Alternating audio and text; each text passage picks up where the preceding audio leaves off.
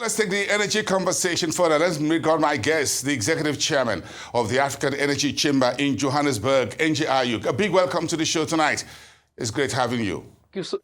Thank you so much for having me. Thank you so much. There's so much in just about 3 weeks of President Donald Trump in office. He's talking about big oil, the opening of new fields and so on. What do you make of that so far? I think it's a very good thing. We are seeing a president who believes in our drill, baby, drill culture and not making fossil fuels as a problem and not working with the demonization of fossil fuels. You've seen a lot with new permits that are going to be issued in the United States, but also globally making sure that there's more oil and gas production. And I think the energy industry is very pleased by what they've seen from President Trump when it comes to oil and gas. And we have we have no one better but a good friend in the Department of Energy, in Chris Wright, who is an oil man. He understands the issues of the energy industry. He understands issues around a volatile industry and also ensuring that we have a stable oil market. And so we're going to see a lot of natural gas production, which we believe natural gas is clean and is going to really be able to solve a lot of crises around the world.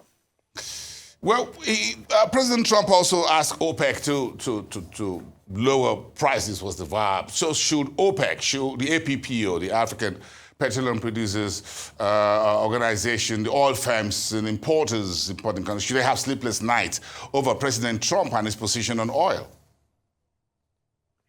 No, they shouldn't have sleepless nights, because at the end of the day, OPEC is going to do what it has to do. APPO will do what they have to do. And President Trump would also do what he does normally. He wants to see the American citizens paying very less at the pump. So he's going to press for oil prices to come down. But it's not about what President Trump wants and what OPEC wants. We have to really pay attention on demand. If demand is going to continue increasing, then you're going to see it show up with prices. Right now, you're looking at demand around 100, about 99 to 103 million barrels a day. That is just what you're seeing. But with emerging countries coming over, more resources being needed by OECD countries and China and India, they are going to be the drivers of the oil prices and not OECD countries. So it's going to really determine what production levels are, but also you have to also be careful about having prices too low, because the last time we had prices somewhere around $40, $45, you saw an oil market crash because you saw WTI going even into its minus, and it became a problem. We have to ensure that there is an adequate balance where producers can produce and still be profitable, and consumers can also be happy, but then there's funding to ramp up production where it is needed. So you need to find a balance, and a volatile oil market is bad for America, bad for Europe, bad for emerging countries. And we think that we are going to find a way to keep the prices stable and not have a volatile oil market. It's going to be a very tough one, isn't it, Ayuk, to balance so much oil in the market, big oil production, at the same time keeping prices at a very highly elevated level. At least look at Saudi Arabia is looking at nothing around $90 a barrel, as it were. So how do you think this will be achieved if you look at some of the industry changes we're seeing right now? It's going to be achieved by demand. I mean, Saudis could talk about a $90 a barrel oil. As an African, I want it to be at least 99 or 120. The truth of the matter is that we have seen a lot of issues with the oil industry not being able to drive new exploration programs.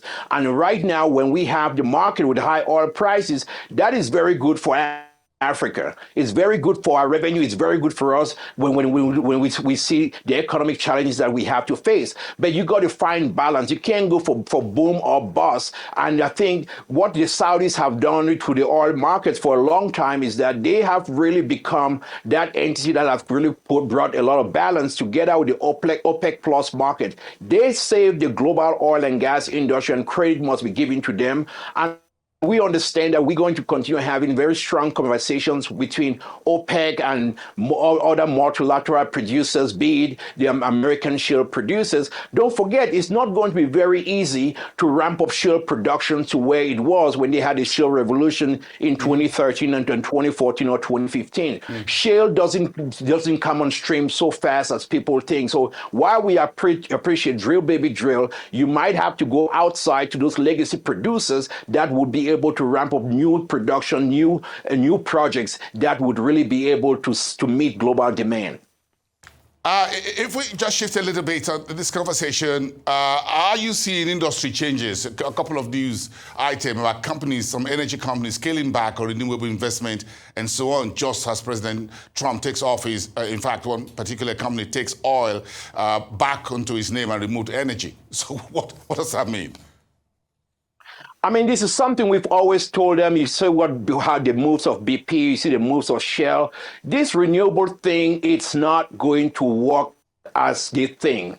It is not profitable. It works very well when you have a lot of subsidies and to incentivize renewable energy production. But you're also seeing a time when you're seeing shareholders and investors, they're demanding more from the companies, and they're seeing how where gas prices are going. Are they looking at long-term predictions around gas, around oil, and they're also paying attention to the bankability on a lot of the renewables projects. Look at the African continent. We've not been able to have a lot of renewable projects because our African governments are not able to subsidize renewable projects just like you see in most Western countries. And you're seeing that shift. There was a time when there was a shift to everything ESG or green. With President Trump in the White House right now using his American bully pulpit, there has been a shift. And you also saw that shift with the banks that said, we're not going to finance oil and gas. We're going to this net zero alliance. That alliance, when it break down so fast, like that, like a glass of water, that just got shattered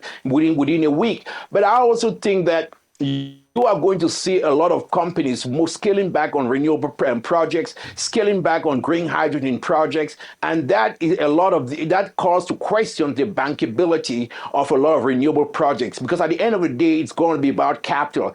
Big businesses are not charitable organizations; they got to make profit, and you go where you can see profit. Are you seeing profits on the continent right now? Let's talk about some of the big oil and gas projects on the continent from Mozambique. Total Energy is looking to get back into the country to that $20 billion sort of project, South Africa and beyond. Total Energy is also involved in South Africa's drill, baby drill, as it were. Where are we right now? How much do we know so far in the year? Total Energies is most likely going to spot a well or two in South Africa. That is huge. And it might have some big discoveries in that same Orange Basin, the South Africa side. A big eyes we're watching, and I'm going to be in Mozambique in the next 3 days. We're looking a lot about starting up the Mozambique LNG project with Total Energies in Cabo Delgado. Hopefully, that comes off force majeure. You've seen a lot that is going to happen with Exxon, with his LNG project on there. We just have to get the funding and other above ground risk issues put together.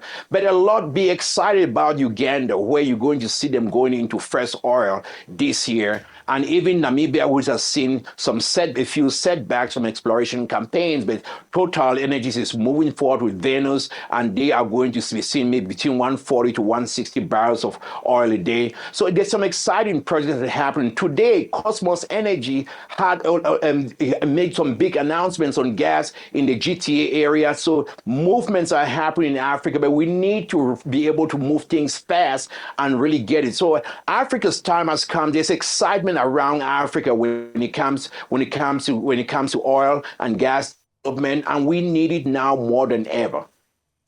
Let's sum it up on the AEC's engagements, the African Energy Chamber, from that summit in Brazil, and then what to expect in France, and then all the way down to Cape Town later in the year, September into the early October. I don't know if you can dance better than me, but you should have been with me in Brazil, right when I got to the airport. I had all these beautiful dancers and we had an amazing time. Brazil was a spectacular event. Petrobras had us hosted and they really went out big. They are really looking Africa, they had used to operate in Nigeria and Angola, but they're coming back big. They got huge cash, willing to look at great African projects that they can participate in. Brazilian service companies, look at what they've been able to do around the Santos basins and other things. So Brazil was an eye-opener for us, and being able to bring in a bunch of investors from Brazil that are going to be looking at African exploration, including Petrobras, that's a good thing for Africa. We need to continue engaging from the chamber side because we don't need to rest on our laurels. Geneva, Mozambique, Paris, we got a lot of new companies that are looking at African projects. That's what we need to do. We shouldn't stop short on engaging other participants when it comes to this, because this is what we need in Africa right now. We have to capture the momentum and really drive a strong African message more than ever and be unapologetic about our drill baby drill culture in Africa. It is paying off, and it will continue to. All right. Thank you so much. Whatever comes out of the trip to Mozambique, as far as that gas project is concerned, we just can't let it go, despite the political issues they've got there over the last elections. So thank you so much whenever you touch base down there. Ayuk, the Executive Chairman at the African Energy Chamber. Thank you, as always, for your robust engagement with us on the show, as always. Enjoy your evening.